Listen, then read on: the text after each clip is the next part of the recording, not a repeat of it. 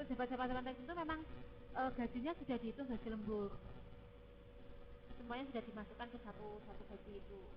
Ada juga sebenarnya yang sekarang itu lagi lagi gembor-gembornya dibicarakan di Kementerian Tenaga Kerja, yaitu masalah upah lembur untuk ABK atau anak buah kapal. Itu kan mereka nggak ada upah lembur juga sebenarnya kan, kayak mereka itu gajinya seandainya kalau di sini gajinya 16.780 NT. Mereka itu kerjanya kan kadang kerja kadang enggak, tapi kadang kerjanya banyak, itu kadang-kadang majikan itu nggak ngasih lembur untuk mereka, dan sebenarnya itu kan kasihan sekali, kasihan mereka. Maksudnya kan seharusnya kan dengan gaji segitu, kalau seandainya mereka kerja sampai berhari-hari di laut gitu kan, kalau nggak dapat lembur kan kasihan juga. Jadi beberapa dari kita maksudnya kemarin itu ada wacana dari beberapa instansi di Taiwan itu berusaha untuk membuat bukan sistem lembur, jadi kayak reward atau seandainya bagi hasil. Jadi kalau seandainya dalam sekali melaut mereka dapat 10 ton, seharusnya dari pihak ABK kita itu juga dapat berapa persen dari 10 ton tersebut. Itu sebenarnya masih wacana juga dan masih diusahakan untuk disetujui. Kalau untuk yang Mbak Eli sebutkan itu kan untuk jabatan tertentu ya, maksud jabatan tertentu, untuk jabatan tertentu, yaitu kan biasanya kan untuk memang jabatan-jabatan yang sudah tinggi, yang memang kerja mereka memang sudah gajinya tinggi juga, itu mungkin nggak ada masalah gitu, itu sudah termasuk jobdesknya. Tapi kalau untuk teman-teman yang seandainya dengan gaji minimal tapi lembur pun nggak dapat, itu sebenarnya wajib untuk diperjuangkan.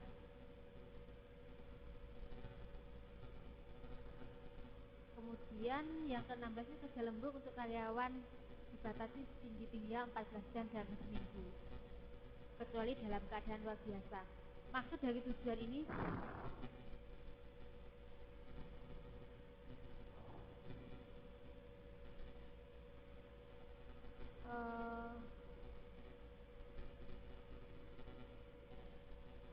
untuk apa ini Mbak, maksudnya untuk tidak tergantung jawaban, maksudnya gimana Mbak Nuliani? Mereka nggak dapat uang lembur gitu?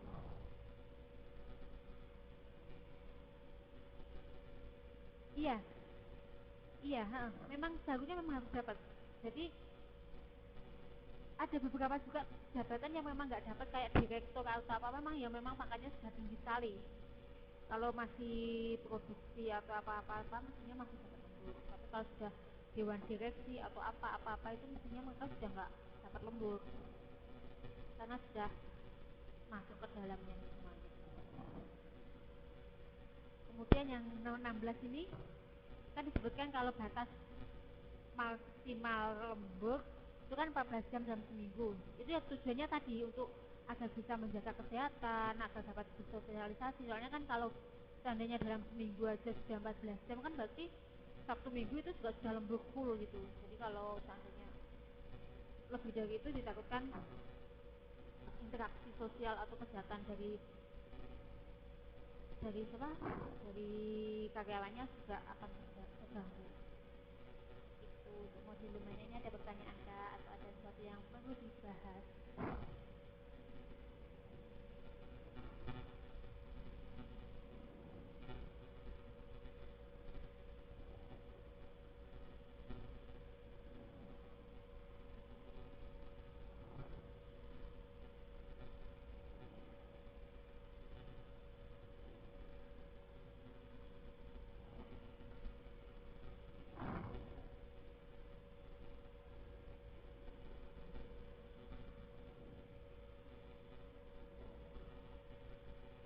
Ada yang perlu dibahas kan Mbak dari modul 4 ini? Ada yang perlu dibahas ulang atau ada yang perlu ditanyakan?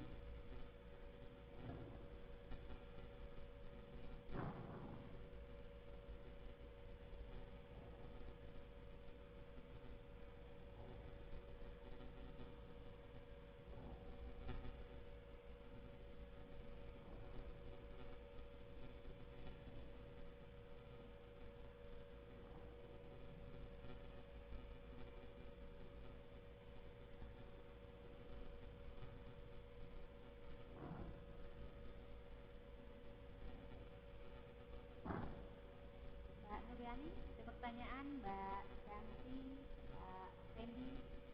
Ada pertanyaan kah atau kita lanjut ke modul 5?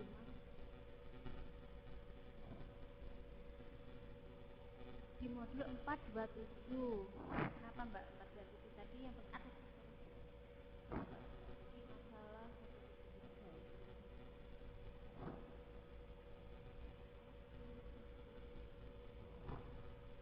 427.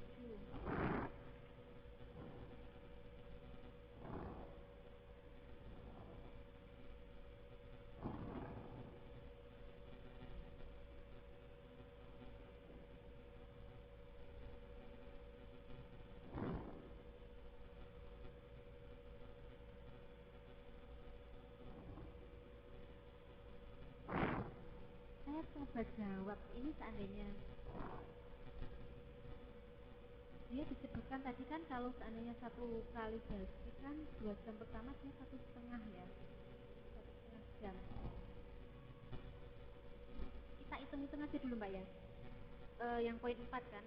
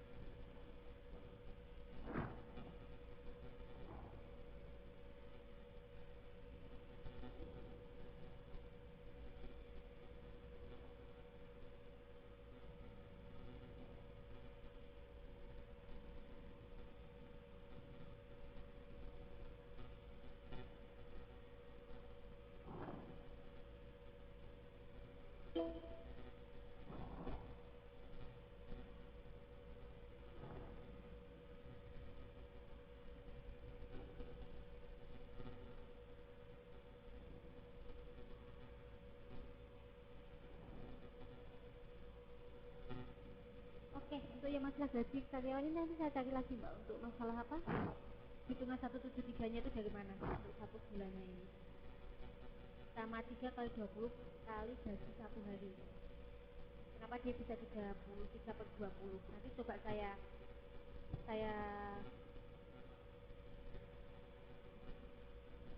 maksudnya coba nanti kalau seandainya dia tadi kan disebutkan kalau waktu hari libur kan dia 2 kali gaji. Kalau seandainya dikonvert dengan ini itu sama apa enggak?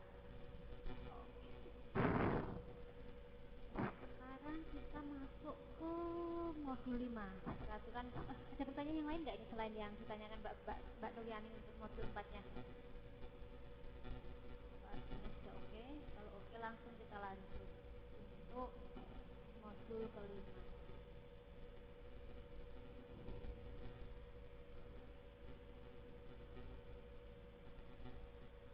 Kalau untuk modul kelima ini kan ada peraturan perusahaan dan perjanjian kerjasama.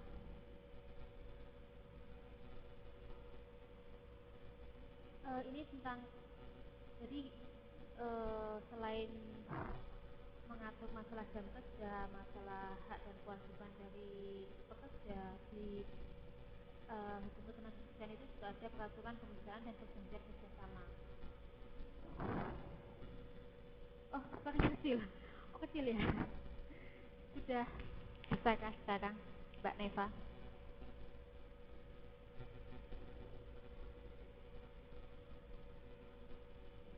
Oke, semoga sudah. Oke. Kalau di bagian ke-6 bab ke-11 Undang-Undang Nomor 13 tentang Ketenagakerjaan itu tentang peraturan perusahaan. Yang kedua itu tentang transmigrasi nomor 48 keempat 2004 yang disahkan pada tanggal 8 April 2004 tentang tata cara pembuatan dan pengesahan peraturan perusahaan serta pembuatan dan pendaftaran perjanjian kerja bersama. Itu untuk peraturan perusahaan. Jadi diatur dari acuannya dari 2 keputusan itu. Kemudian ini adalah sejarah terbentuknya peraturan perusahaan yang pertama itu pasal 1601 huruf C sampai M buku 3 KUH Perdata tentang peraturan perusahaan hanya memuat syarat-syarat kerja tidak termasuk tata tertib perusahaan.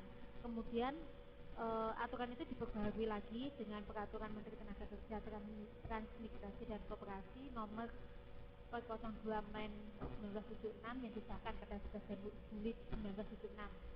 Di situ peraturan perusahaan adalah suatu peraturan yang dibuat oleh pimpinan perusahaan yang memuat ketentuan-ketentuan tentang syarat-syarat kerja. Peraturan perusahaan dapat juga memuat ketentuan-ketentuan mengenai tata tertib perusahaan.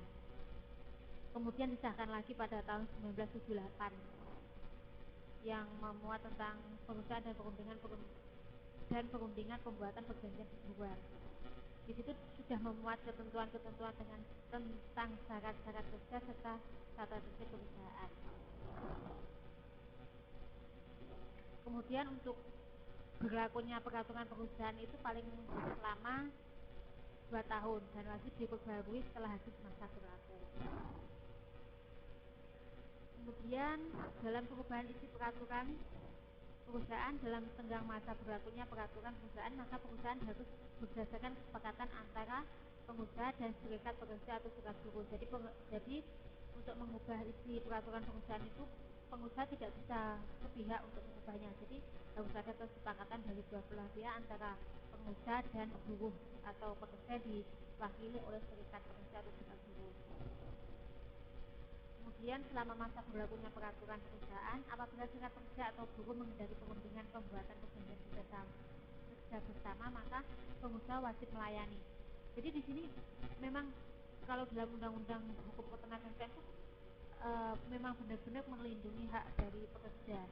Karena kalau meskipun logikanya kan pengusaha yang mempunyai modal dan yang merekrut pekerja, tapi dia tidak bisa sewenang-wenang untuk melakukan perubahan meskipun peraturan perusahaan. Jadi memang harus ada kesepakatan dari pihak pekerjanya.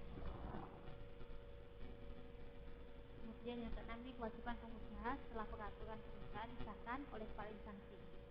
Jadi setelah ada kesepakatan dari dua belah pihak, kemudian disahkan oleh instansi pemerintah. Dari penjelasan ini ada yang perlu ditanyakan? Belum. Ini untuk bab 5.1 yang ada di modul itu. Di situ sebenarnya ada di 5.1 itu ada penjelasan panjang sekali mengenai apa? Pengesahan peraturan mengenai ini. Kerangka isi peraturan perusahaan.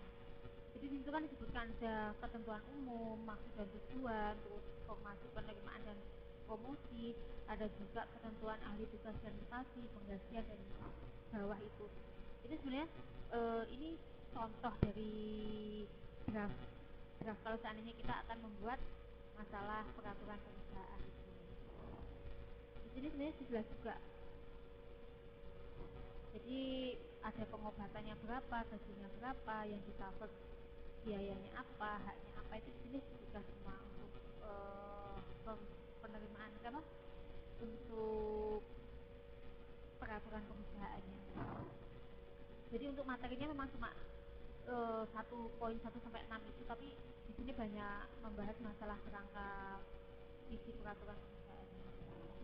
Mungkin ada yang sudah baca kerangkanya, mungkin ada yang perlu ditanyakan atau gimana.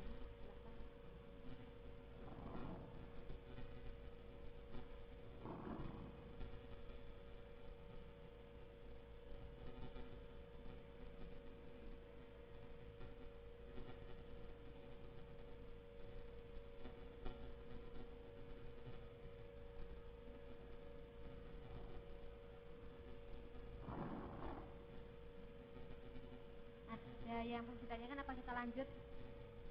Kalau nggak